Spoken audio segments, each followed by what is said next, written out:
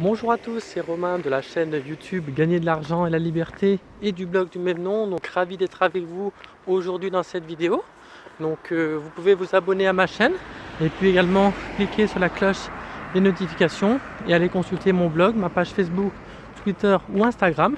Alors ce que je voulais partager aujourd'hui, c'est comment faire pour garantir vos gains en bourse, comment les sécuriser. Et pour ça, je vois deux méthodes essentielles. Donc la première, c'est déjà de sélectionner les bons critères. Si vous choisissez des bons critères qui vous permettent d'avoir une action assez sûre, assez safe, entre guillemets, déjà ça vous permettra d'avoir plus de chances de valoriser, entre guillemets, votre action. Parce qu'en fait, il y a deux types d'actions. Il y a des actions qui sont plutôt value, donc c'est-à-dire qu'elles ont un coût inférieur entre guillemets au prix du marché et qui ont un potentiel de hausse, mais plus sur le court terme. C'est le cas par exemple de Carrefour ou de Renault.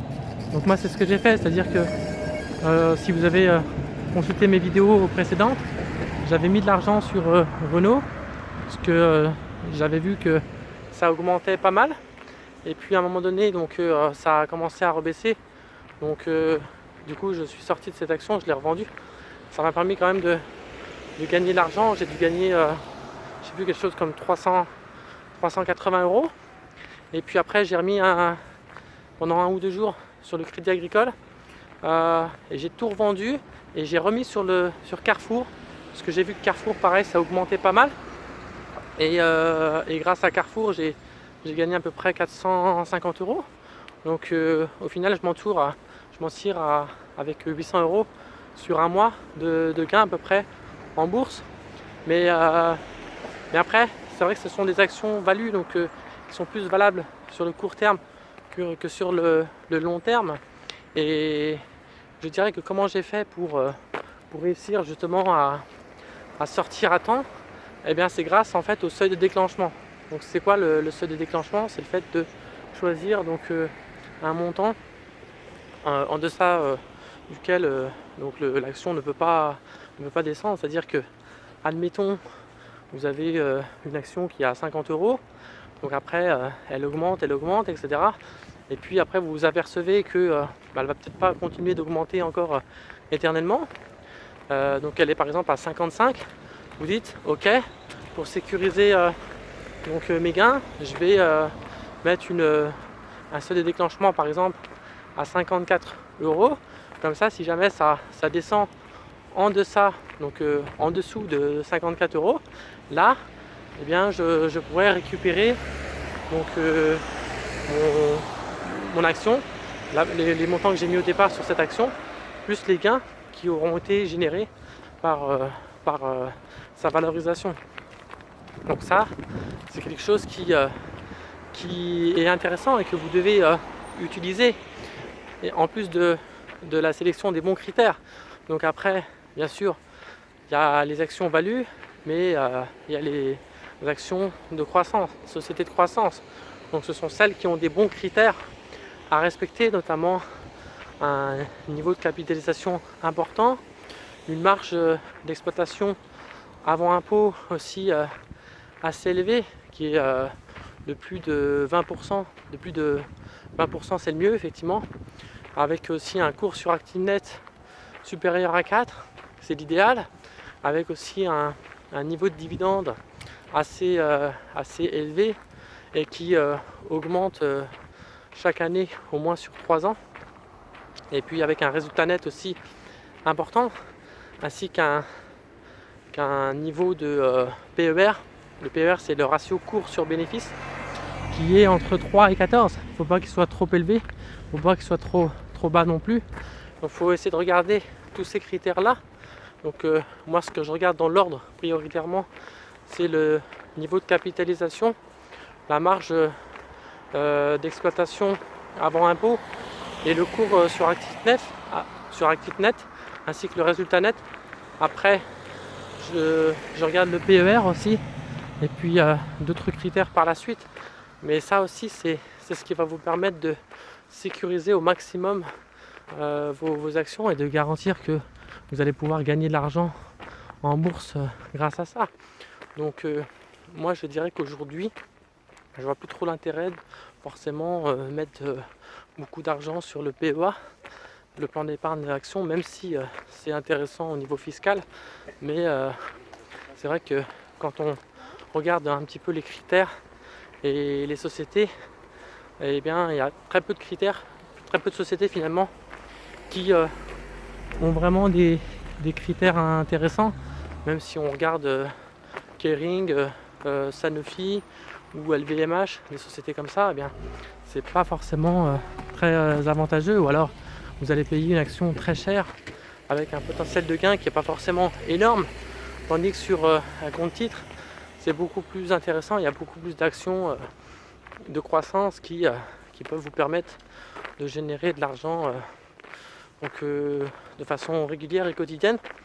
Donc moi je suis dans l'optique aujourd'hui de résilier mon PEA sur lequel j'ai environ 10 000 euros, et puis cet argent va me servir pour faire des remboursements par anticipation sans frais, donc sur des biens que j'ai en location, sur lesquels j'ai encore des crédits. Bon, j'ai 2 crédits actuellement, il y en a un où il me reste à rembourser à peu près 34 000 euros, un autre où il me restera à rembourser 60 000 euros, mais je vais déjà me concentrer sur celui de 34 000. Ça pareil, j'en ai parlé dans une autre vidéo. Comme ça, voilà, j'aurai un delta, une marge entre le montant des loyers et le montant des crédits plus important. Et donc du coup, plus je rembourse, plus cette marge va s'élever, et ça me permettra plus facilement ensuite de rembourser celui qui me reste à 61 000 euros. Alors je fais ça parce que je vois plus l'argent de manière circulante, et je ne considère pas l'argent simplement comme un outil où on se dit qu'on va l'emprunter à une banque et ensuite après ça va permettre d'autofinancer et puis le tout juste gagner de l'argent.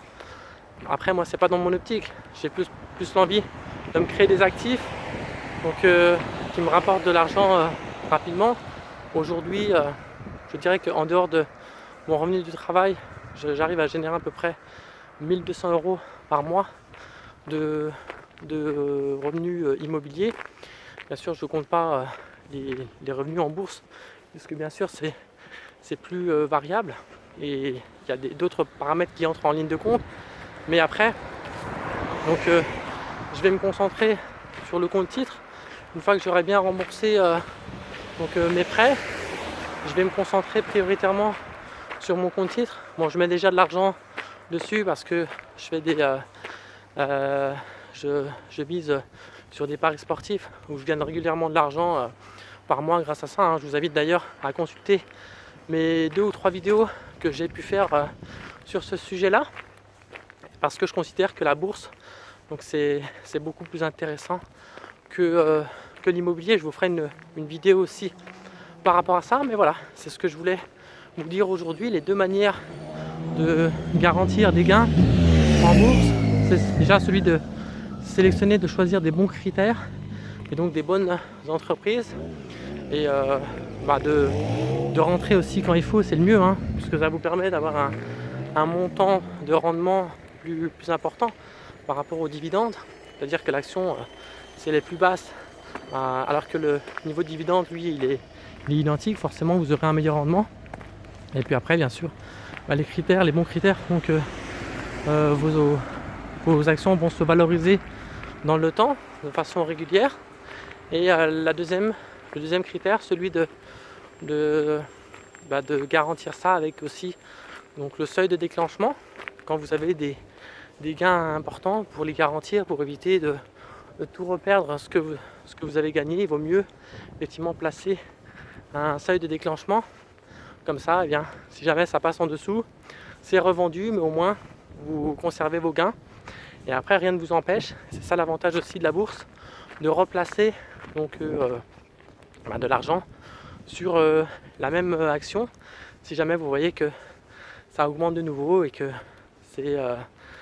il y a une hausse qui est régulière pendant une durée minimum de 15 jours, un mois, etc. Donc là, vous pouvez vous dire pourquoi ne pas remettre de l'argent de nouveau dessus. Donc voilà, c'est ce que je voulais partager aujourd'hui avec vous dans cette vidéo. Donc n'hésitez pas à liker la vidéo, à la partager, à me mettre vos commentaires et puis à vous abonner et aller consulter également mon blog Gagner de l'argent à la liberté sur internet, ma page Facebook, Twitter ou Instagram. Je vous mets tous les liens dans le bas de cette vidéo et puis je vous donne rendez-vous également très vite pour de nouvelles vidéos donc sur ma chaîne Gagner de l'argent et la liberté. Donc je vous dis à très bientôt. Ciao.